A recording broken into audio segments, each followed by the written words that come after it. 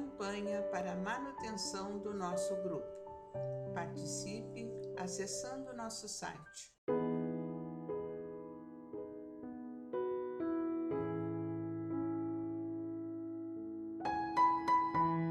Olá, amigos! Estamos aqui mais uma vez para dar prosseguimento à leitura do nosso livro Religião dos Espíritos, pela psicografia do nosso querido saudoso Francisco Xavier, pelo Espírito de Emmanuel. Hoje, meus queridos, nós vamos ler o capítulo 58, Ante os que partiram. Mas antes, saúdo os amigos, irmãos, trabalhadores do Grupo Espírita Francisco Xavier e todos que vêm acompanhando os nossos trabalhos de reflexões sempre às manhãs, todas as manhãs. Então, queridos, como sabemos, esse livro todo é baseado em reuniões públicas, e essa aqui do dia 24/8/1959, sobre a questão do 936, a pergunta do Livro dos Espíritos, que nós vamos ler antes de dar prosseguimento à leitura do livro. O que diz, Kardec pergunta no capítulo 1 das penas e gozos terrestres, como as dores inconsoláveis dos sobreviventes afetam os espíritos a quem se dirige? Olha que pergunta, Muito boa, muito bom esclarecermos isso, Os espíritos responderam: o espírito é sensível à lembrança e aos lamentos daqueles que amou, mas uma dor incessante e irracional o afeta penosamente, porque ele vê nessa dor excessiva uma falta de fé no futuro e de confiança em Deus, e por conseguinte um obstáculo ao progresso e talvez ao reencontro. Esse item é muito interessante, que ele tem uma nota de Kardec, mas é bem longa, Então nós vamos deixar, e eu peço que deem uma olhadinha nessa questão do 936, que é muito esclarecedora, ante a dor da perda, porque a gente diz dor da perda, sabendo que ninguém perde, que tudo é devolvido, meus amados? Mas nós vamos ler agora a Religião dos Espíritos para ver o que ele diz, O Emmanuel nos aconselha ante os que partirem. Então ele diz assim: nenhum sofrimento na terra será talvez comparável ao daquele coração que se debruça sobre outro coração regelado e querido, que o ataúde transporta para o grande silêncio.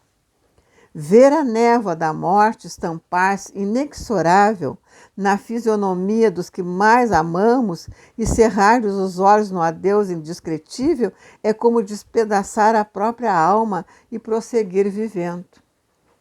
Digam aqueles que já espreitaram de encontro ao peito um filhinho transfigurado em anjo da agonia, um esposo que se despede, procurando debalde mover os lábios mudos, uma companheira cujas mãos consagradas à ternura pendem extintas, um amigo que tomba desfalecente para não mais se erguer, ou um semblante materno, acostumado a abençoar e nada mais consegue exprimir senão a dor da extrema separação pela última lágrima. Falam aqueles que um dia se inclinaram esmagados de solidão, à frente de um túmulo, os que se arrojaram em prece nas cinzas que recobram a derradeira recordação dos entes inesquecíveis, os que caíram varados de saudade, carregando no seio o esquife dos próprios sonhos, os que tatearam gemendo a lousa imóvel e os que soluçaram de angústia ao ádito dos próprios pensamentos, perguntando em vão pela presença dos que partiram. Todavia, quando semelhante provação te bate à porta, reprime o desespero. Dilui a corrente da mágoa na fonte viva da oração, porque os chamados mortos são apenas ausentes e as gotas do teu pranto lhes fustigam a alma como chuva de fel. Também eles pensam e lutam, sentem e choram. Atravessam a faixa do sepulcro como quem se desvencilha da noite, mas na madrugada de um novo dia, inquietam-se pelos que ficaram. Ouvem-lhe os gritos e as súplicas na onda mental que rompe a barreira de grande sombra e tremem cada vez que os laços afetivos da retaguarda se rendem à inconformação ou se voltam para o suicídio. Lamentam-se quanto aos erros praticados e trabalham com afinco na regeneração que lhe diz respeito. Estimula-te a prática do bem, partilhando-te as dores e as alegrias. Rejubilam-se com as tuas vitórias no mundo interior e consolam-te nas horas amargas para que te não percas no frio do desencanto. Tranquiliza, desse modo, os companheiros que demandam a lei, suportando corajosamente a despedida temporária e honra-lhes a memória, abraçando com nobreza os deveres que o legaram. Recorda que em futuro mais próximo que imaginas, respirarás entre eles, comungando-lhes as necessidades e os problemas, porquanto terminarás também a própria viagem no mar das provas redentoras. E vencendo para sempre o terror da morte, não nos será lícito esquecer de Jesus, o nosso divino mestre e herói do túmulo vazio. Nasceu em noite escura, viveu entre os infortúnios da terra e expirou na cruz. Em cada pardacenta sobre o monte empedrado, em tarde pardacenta sobre o monte empedrado, mas ressuscitou aos cânticos da manhã no fulgor de um jardim. Que bela mensagem de Emmanuel, que consolo, né? Porque a gente sabe, né, meus amados, que a morte só existe do corpo.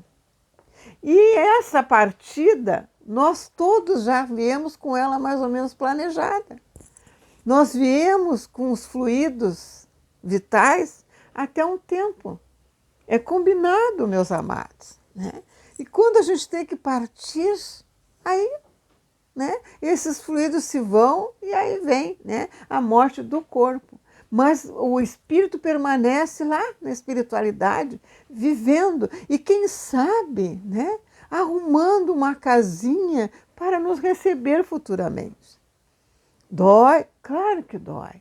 Mas como recomenda Emmanuel, ora, pede força. E Jesus foi o maior exemplo, né, meus amados? Porque ele se libertou daquela cruz e depois apareceu, ficando, né, 40 dias, ainda conversando com seus apóstolos, ainda dando orientações e provando que a morte do espírito não existe. E somos, meus irmãos, espíritos imortais e que essa reencarnação é uma tarefa que temos que cumprir, todos nós. Então vamos sufocar o desespero, como diz Emmanuel.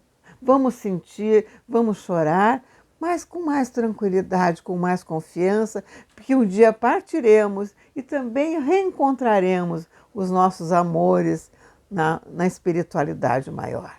E assim fica o tema dessa manhã, os que partiram. Um grande abraço e que Deus, com a sua infinita misericórdia, nos ampare sempre. Até a próxima. Campanha para a manutenção do nosso grupo. Participe acessando nosso site